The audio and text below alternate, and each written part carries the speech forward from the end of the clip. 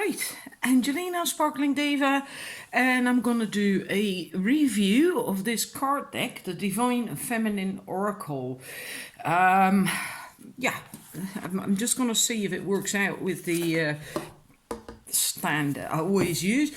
It's a beautiful deck, absolutely stunning. I love it. Yeah, I'm all about the feminine, masculine energies anyway, right? That's why I bought the deck. The box is just, well, really, look at that. It's really high too. It's a very sturdy, hard box. It's quite high because the booklet that comes with it is quite thick. There's a lot of information in it. I'm gonna stick a card now. I'm first gonna show you the booklet, if I can work it out with my arms. I've got the stand in front of me. The same image, and inside there is, of course, as usual, information.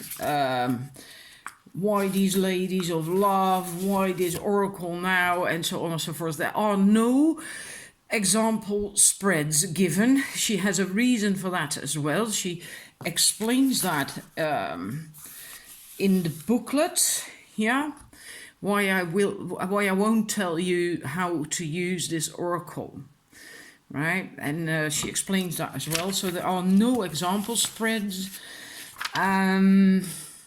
Now there is one thing with this deck, and I've read that in reviews before I bought it, because I always check these out. As you can see on this card, there is no number on the card, and the booklet isn't handy sorted. There is no, I don't know what she had in mind or what Hay House had in mind when they did this.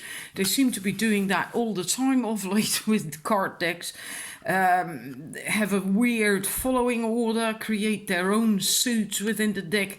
That is great, but when you are doing a reading, it's not handy because it's difficult to find the card that comes up in the booklet. Then you have to go to the index, to the contents, and this is alphabetically sorted. But as you can see, there is no order at all alphabetically in the book. Like, for instance, Achilanda is at page 96, not at page 10 or something, right? And let's see here, Enheduanna, the E, well, you'd expect that at page 40 maybe, right? The E. But it's at page 206. And Mary of Nazareth is at page 5, and it starts with an M. So there is no logical order whatsoever to this book, and that makes it quite impractical to use when you're doing readings online or recording or with a client or whatever. It's annoying because you have to constantly check the index before you can get to the information of a card. Yeah. Now what I do, I write it on the card with pencil. I don't like that at all. But I also don't like it that when I'm recording a reading, I cannot find the information. That actually irritates me more. So yeah, and I'm just hoping that Hay House will sort this out at some point, because I have now about 4 decks, I think, with this same problem. So that's something to think of when you buy it. Now let's see, the information per card is really quite good. I'm going to show you. I just picked one. Sarada Devi, the Divine Mother. Then you get the whole story of who she is, right? And then it goes to the when your soul selects her card. So that's more about the meaning of that card in this deck for you when you draw it. And I usually read the stories one time when I first get it, and when a card first comes up, and then afterwards I usually only consult this bit. They also has a soul voice meditation. These are sometimes really, really good questions.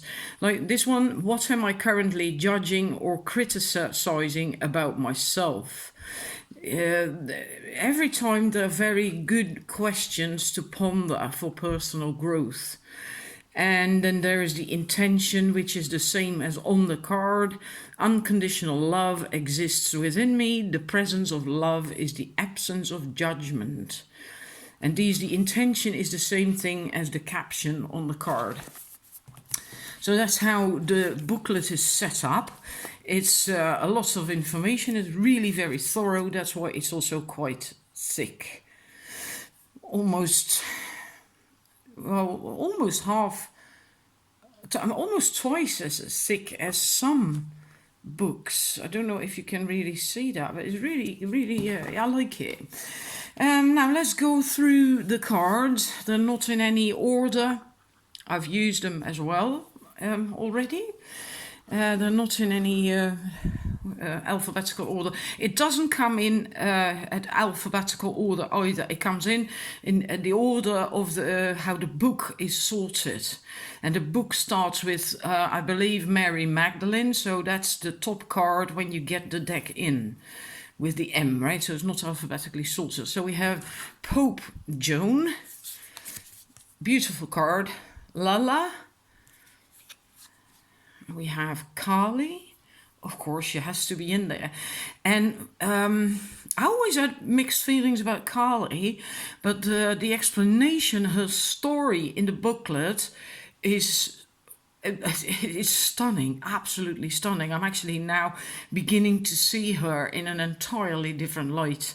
So yeah, I love it. I really do. That's why I like when you have more than one deck on goddesses or women or whatever, a specific subject, because then you get more information. Every author of a deck comes from a different angle, right? So you start to learn more about these people. I'm gonna get my pointer. Just using my pointer because then the camera probably doesn't focus in and out all the time. Marguerite Porete, Teresa of Avila, Mirabai. I like this one a lot. I don't know why. So sticking the next cards in. White Buffalo Calf Woman. Of course she has to be in there, right? Sappho, the poetess. Mary of Nazareth.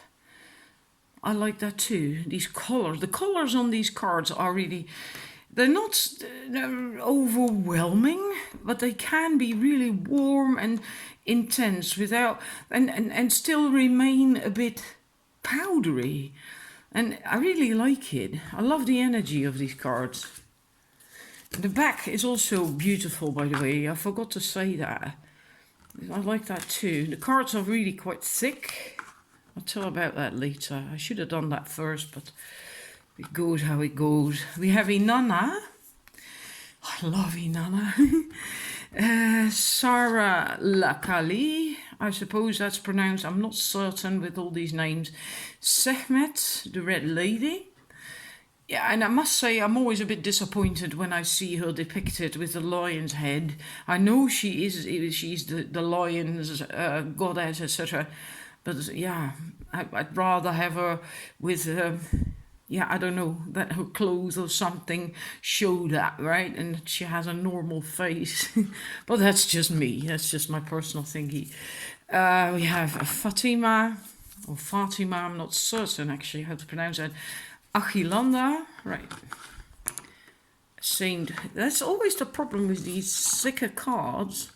They tend to fall over. Achilanda, and then we have Saint Bridget. And then we have Zhu Xuanjing, Anandamayi Ma Dakini, the Enlightened Feminine. I have to read her story. Somewhere I came across that word Dakini, I think, but I can't remember how or what. And then there's a lot of cards.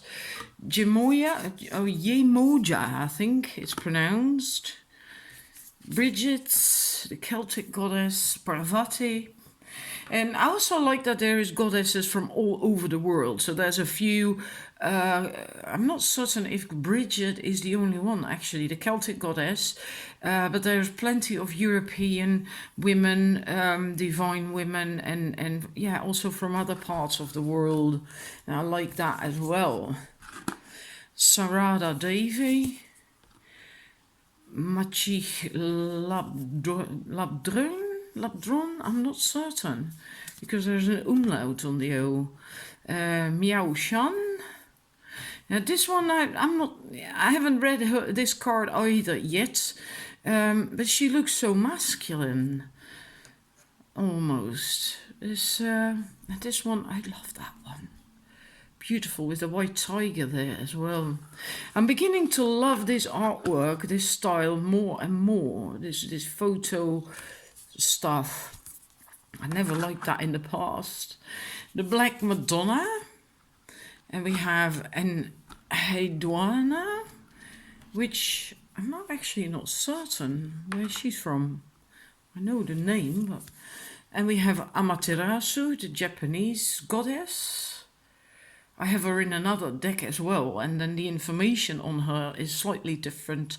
And that's what I meant, like if you have several decks on a similar subject, then you start to learn more and more about these deities and goddesses, etc.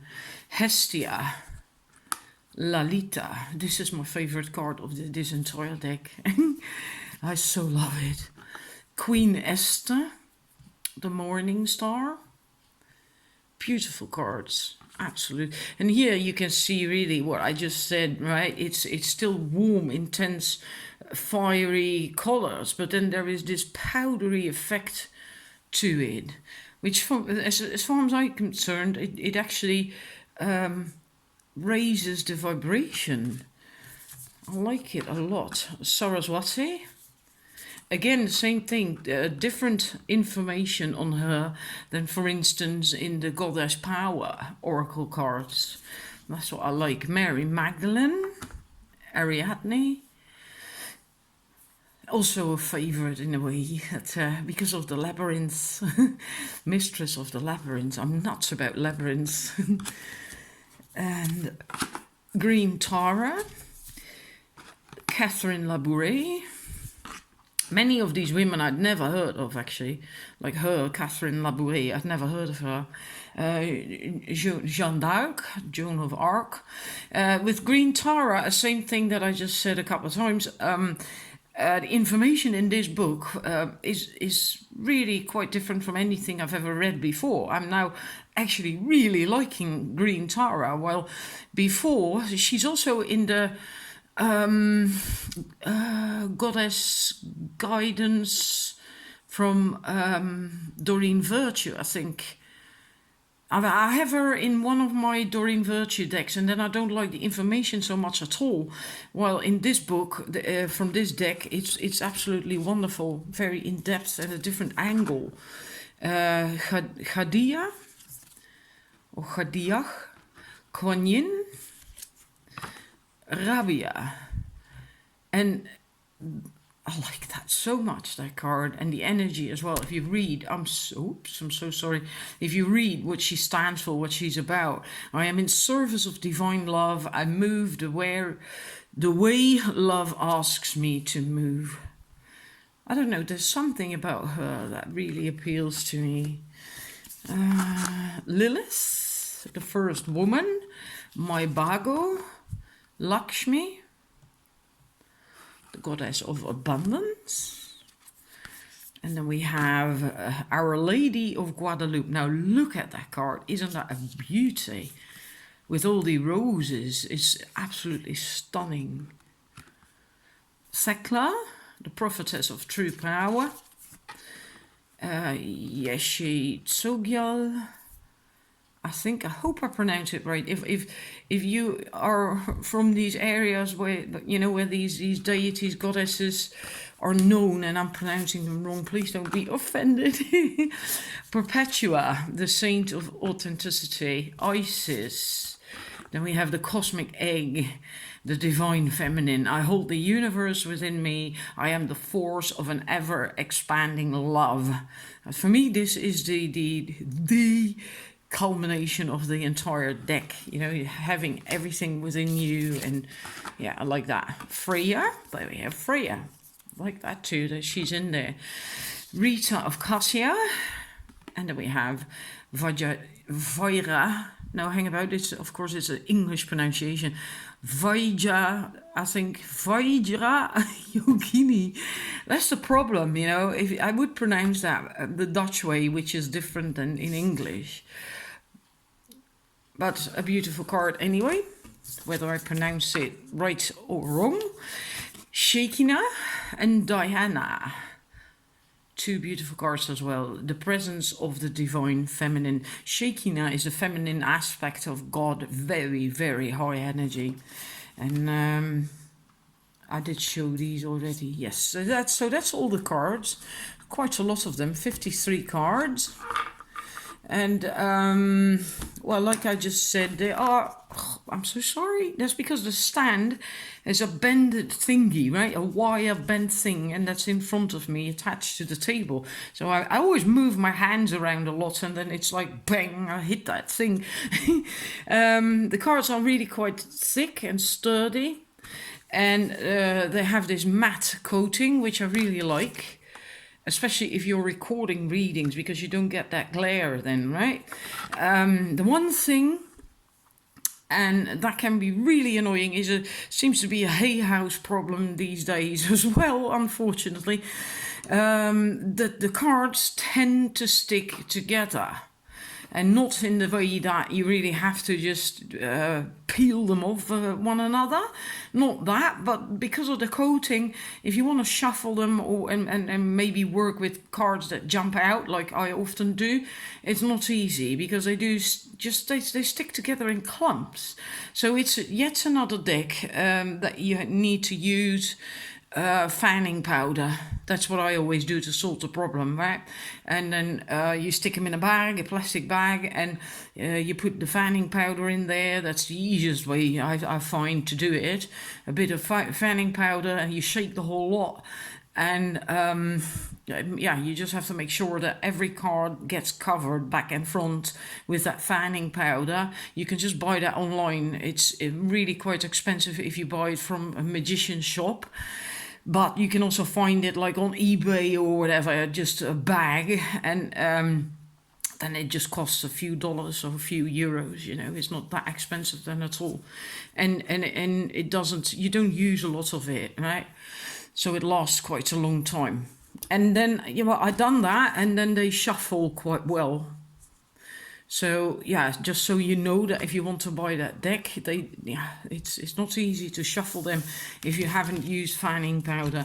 And I really would recommend getting that if you have that problem more often, or you know, like I said, it's especially it seems not only or exclusively, right, but especially with the latest Hay House decks. That they publish, because I've had to use it a lot. To also the Wildwood Tarot, by the way, which is not Hay House. That's what I said. It's not exclusive to them, but yeah. Anyhow, this is the deck, and I hope you enjoyed the review. And yeah, if you want to buy it, if the subject appeals to you, the divine feminine, and especially since the what we're headed towards, right, the ascension, especially now 2020, that we are actually getting an acceleration in the ascension process, right? A new decade has started. And the divine feminine is very, very important at the moment, also for men. So if you feel drawn to this deck and you're having your doubts about whether to get it or not, I would really recommend it. It's well worth it. Look at the amount of cards. That's quite... Some decks only have 44 cards, right? And this is 53. It's also because they're quite thick cards, right? Sturdy cards. Anyhow, this is a review. Hope you enjoyed it. Bye-bye.